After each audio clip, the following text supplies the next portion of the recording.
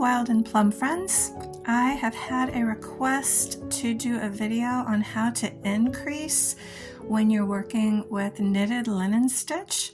So I've got a couple ways I want to show you today, but I'm going to start out with this piece of fabric that I made. This is knitted linen stitch, and I've already done some increasing on it. Today I am working with some yarn that a friend gave me. It is, I'm sure I'm not going to pronounce that right, Letlopi. She got it when she was traveling. It's really beautiful. I've got some in this yellow and I've also got some in this beautiful blue.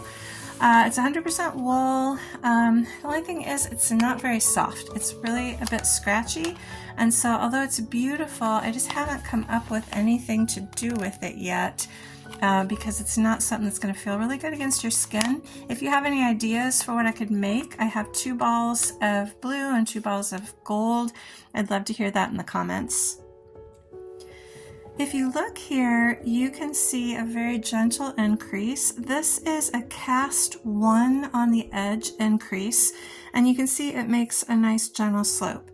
Now up here, there's more of a step, and this is a cast on 2 on the edge increase. If you've worked with linen stitch before, you know it's a multiple of 2 stitch. You always need to have an even number of stitches. So casting on 2 at a time helps to keep it the multiple of 2. But it is a bit more of a step. Now, if you look up here, here is an increase that I did in the middle of the fabric. This is harder to do. It's hard to do it without it showing. If you do need to increase, like say you need to do multiple increases across the top of the fabric or the center of the fabric, you can do this kind of an increase. It's not terribly visible. I mean, you are going to see it. It's not perfect, but again, this is a multiple of 2 stitch. So when you increase in the middle like this, you have to do it with 2. All right, I'm going to swap out this yellow, gold, and I'm going to start with this little piece of blue that I started out for you. Now when you're working with linen stitch, remember every other stitch is worked and every other stitch is slipped. So if you look carefully here, you can see here is a worked stitch. This is the right side of the fabric, so there's a knit, and right next to it there's a slip. And then another knit, and then another slip. When you look at the back, the slips are carried on the right side of the fabric, so you're not going to see them. But on the back, it almost looks like seed stitch. So there's a purl and then the slipped stitch in the front, and then another purl and the slip stitch in the front. So I'm going to start on the right side of the fabric, and I'm going to cast on 1. Oh, I lied. I'm actually on the wrong side of the fabric because that's where I left off. So let's start there. I'm going to start by casting 1 on the wrong side of the fabric.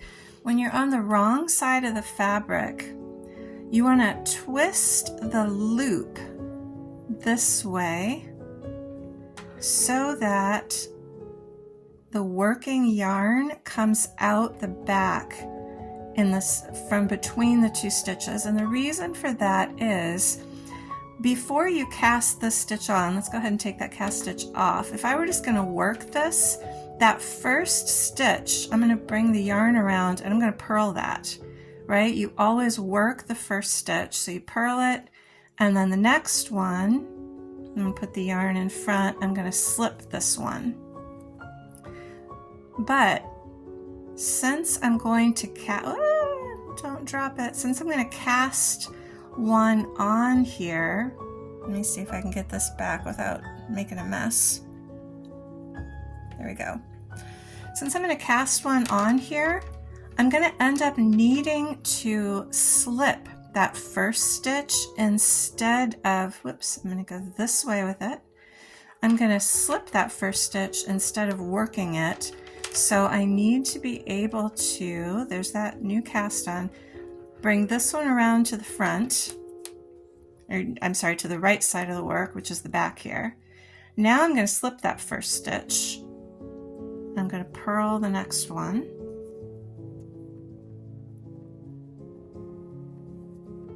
And then I'm just going to work across like that.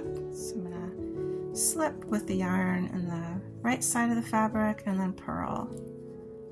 Slip, purl, and go all the way across this way.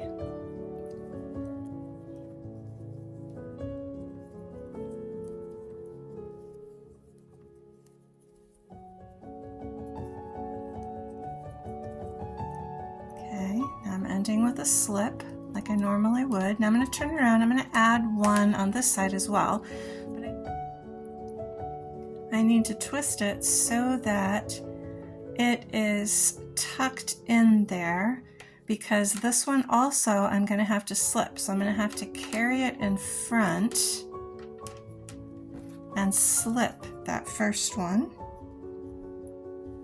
and then put it in the back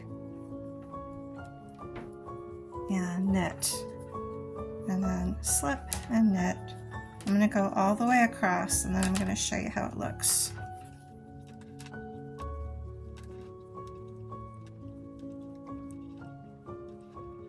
Oh, I got a little tangle of mess here, haven't I? There.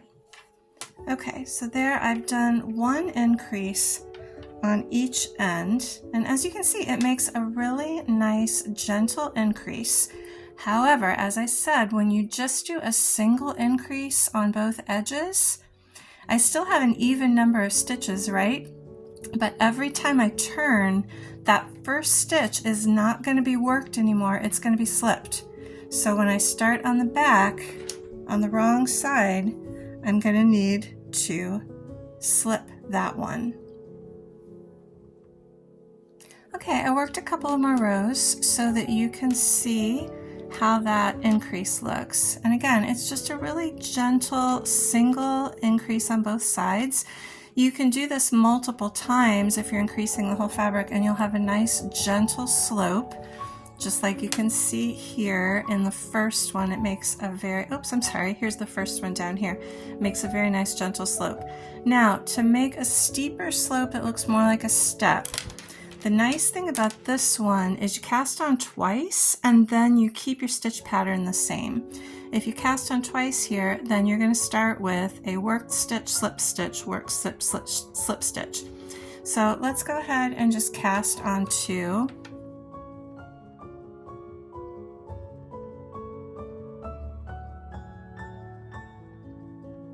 And then I'm just going to knit that first one and then slip the second one. Even though it's a cast on, you can still slip it. And then I'm just going to work across.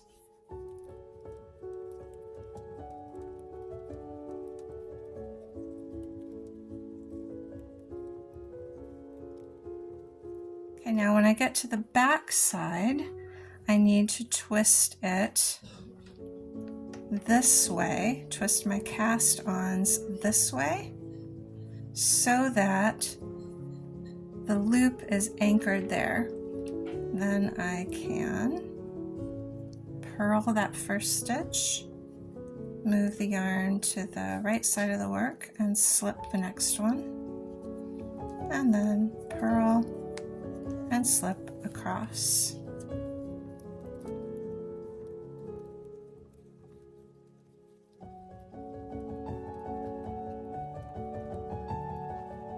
Again, the benefit to multiplying by 2 instead of 1 is that you keep your stitch pattern the same. You don't have to try to remember, oh, do I have to start with a slip or do I start with a stitch?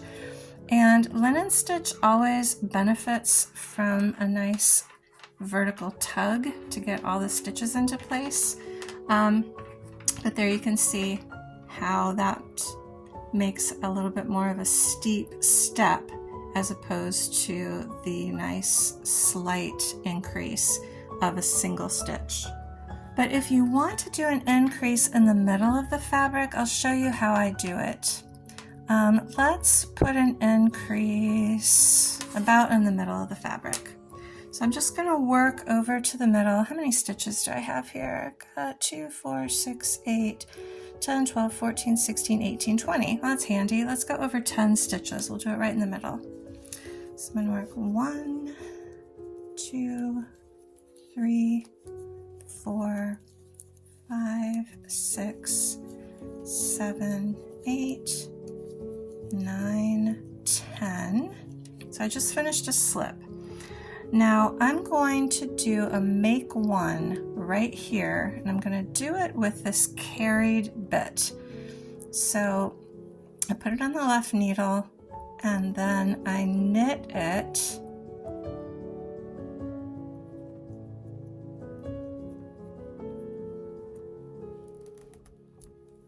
there. So I have just made one, just one. And then I'm going to finish working the rest of the way across with my regular knits and slips.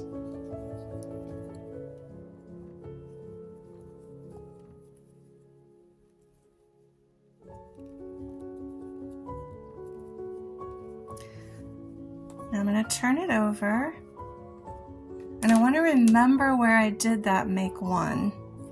I'm going to put a safety pin on it just so I don't forget where it is. You can mark it right when you do it too. 2, 4, 6, 8, 10. Okay, right there's my make one. I'm going to just mark it so I don't go right by it. And I'm going to work over to that make one. So I'm going to do my purl and slip. 3, 4, 5, 6, 7, 8.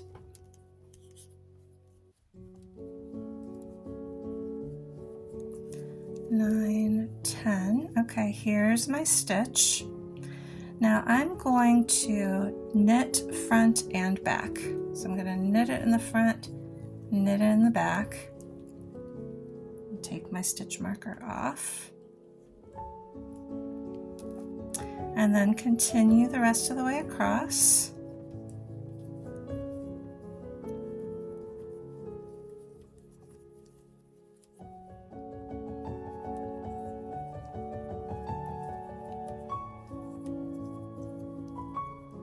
Now by knitting in both the front and the back, I turned that make one into 2 stitches. So when you look on the front here, you can just see where I did that.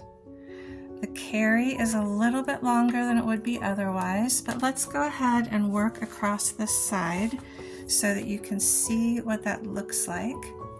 Now I've got my multiple of 2 again, so I'm just going to work across like I normally would. Knit, slip, knit, slip, knit, slip, knit, slip. At this point, you really shouldn't even be able to tell where you did the increase because you have exactly the right number of stitches.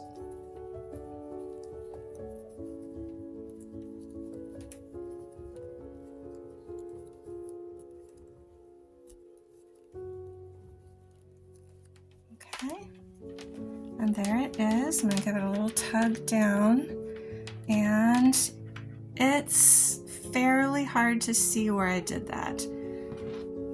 It's right here, but as you can see on the yellow fabric, it's pretty hard to tell where you did it. In the yellow fabric, it's here, and the blue fabric, it's here.